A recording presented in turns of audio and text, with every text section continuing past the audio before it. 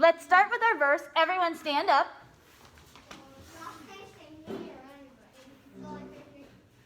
Stand up, Mabel. Love. James, pay attention here.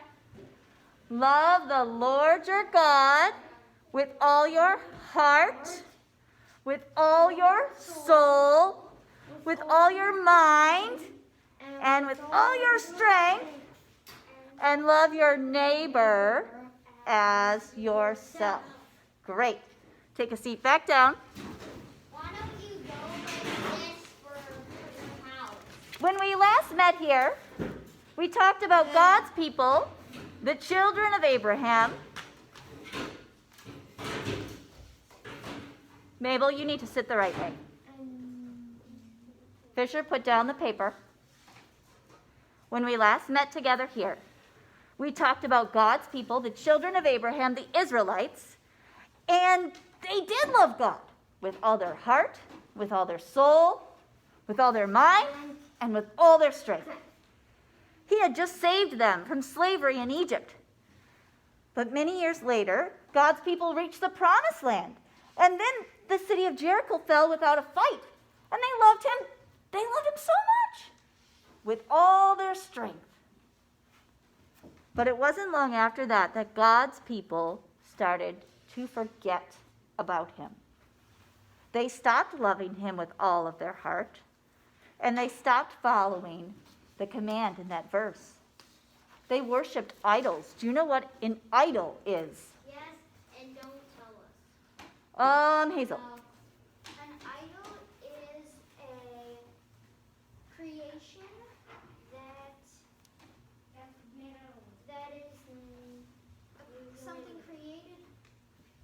Worshiping idols is when you worship a creation instead of the creator. Okay, great answer. Worshiping the creation instead of the creator.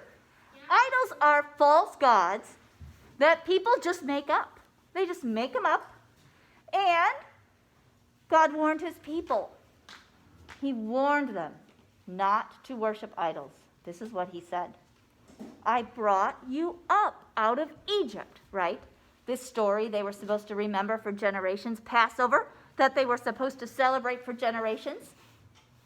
I brought you up out of Egypt and into the land that I promised. I said I will never break my covenant with you, and you shall make no covenant with the people of this land. And you must break down their altars to idols. But you have not done that. You have not obeyed my voice. So now I will no longer drive your enemies out. I will no longer drive your enemies out. And whenever the people of Israel needed to march out in battle, James, whenever they needed to go defeat someone, they lost. They lost all the battles. And they were in terrible, terrible distress. Even though they tried to. Finally, God caused one group of people to completely overpower Israel. They were the people of Midian. Life was so terrible that God's people hid out in caves and in mountains. If they planted crops, the Midianites took all the food that grew. The people of Israel did not have homes. They did not have food. They did not have animals. Hi. Mabel, you can go. Bye.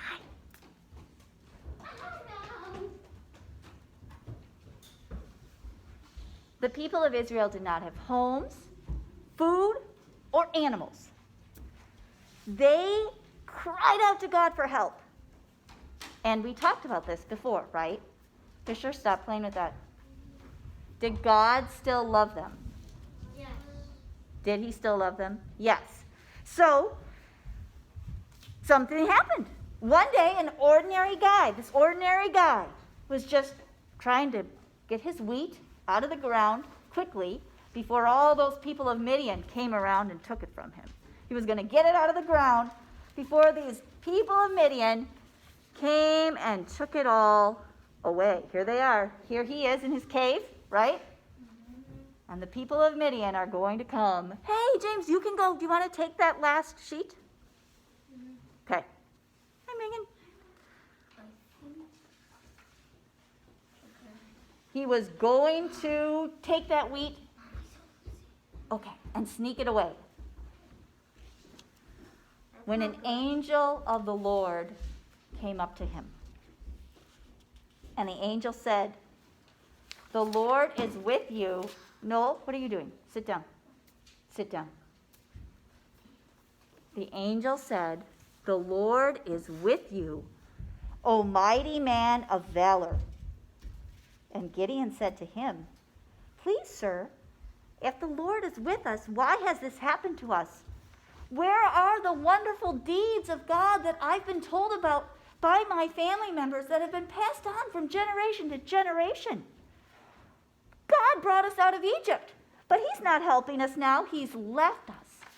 And we are in the hands of the people of Midian." Look how many of them there are. Bad people, Yeah, really bad.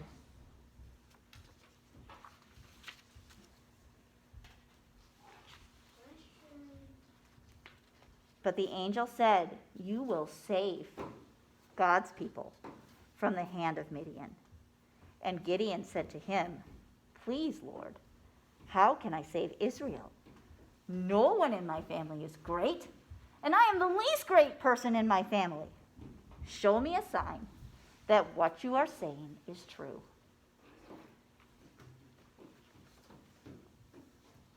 And Gideon asked God to do something special that night. Gideon was going to put a sheep's fleece, piece of sheep wool, on the ground. And he said, "When the morning dew hits the ground, let it not go on this fleece. Let this fleece stay dry." This is how he would tell if God was more powerful than all those idols and all those altars that were all around them, like the gods that the people of Midian worshipped. In the morning, the ground was covered with dew. Hey, guys, is that any of your parents? No, that's Okay. Mom and Lucy. Okay. In the morning, the ground was covered with dew, but the fleece was dry. Gideon wanted to try one more time. And so he said, "This time, let the fleece be soaking wet with dew, and the ground all around be dry." That's even more amazing, right? Dew only on the fleece. And guess what? The next morning, that was also true. So Gideon knew for sure that God would be with him. And he collected an army as big as he could. It was 32,000 people. But guess what, guys? The army of Midian was 135,000. So do you think God would get more people for Gideon to fight with? Yes. But God said to Gideon, "There are too many of you. I want Israel to know that it is only I who have saved them.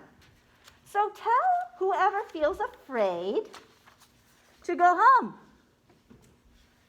These men here, they don't look very afraid, but I would be afraid, and a lot of them went home. And then there were only 10,000 men left. Only 10,000. So God said, "There are still too many men. Take the men to water to drink. And everyone who kneels down to get a drink, everyone who kneels, must go They're kneeling. home." They're supposed to stretch down with their arms now. Where is my home? So now there's no one left except for 300 guys. Just 300 guys left. That night after dark, God said to Gideon, "Get up and go down to capture the camp with your 300 guys."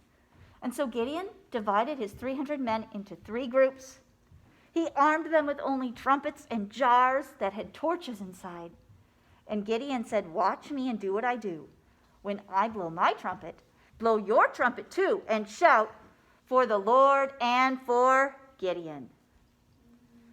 So Gideon and the 300 men snuck into the Midianites' camp. Well, the Midianites were fast asleep. And Gideon and his men blew their trumpets and smashed their jars and waved their torches. What do you think the Midianites thought? They woke up. They were in a panic. They were confused. They were scared. And they ran away and they started killing each other. And Gideon and the Israelites chased after them and defeated them all. Torches. What torches? All of the Israelites had been saved by the great work of God that night. The Midianites never bothered the people of Israel again, and there was peace for 40 years. What commandment did God give his people? Who were they to worship? Jesus? Only God, right? What is an idol? That's Worshiping the creation that was created. right. Or building something. You can even build something yourself and worship it, right? Yes. What trouble did the people of Midian cause the Israelites? Slavery. Nope. Capture. They took their homes. They took their food, their crops. That's why Gideon was hiding his wheat.